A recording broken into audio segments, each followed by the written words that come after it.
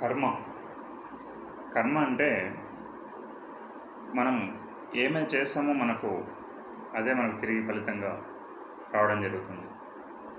అంటే నువ్వు ఈరోజు ఒక బెండకాయ విత్తనం నాటావంటే నీకు ఒక నెల 15 రోజుల తర్వాత ఒక బెండగింజ వస్తుంది, బెండకాయ వస్తుంది.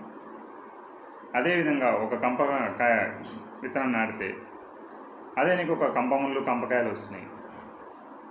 అదేవిధంగా నువ్వు చేసే మంచి పని, ఒక సత్కార్యం చేసావంటే నీకు సత్కర్మం యాడ్ అవుతుంది, ఒక సత్ఫలితం వస్తుంది. అదే ఒక చెడు పని చేసావంటే ఏమొస్తుంది? తిరిగి చెడు ఫలితం వస్తుంది. అంటే ఈ సృష్టి నియమం ఏంటి? నువ్వు ఏదైతే చేస్తావో నీకు అదే తిరిగి ఇస్తుంది. నువ్వు ఏం చేస్తావో ఆలోచించు.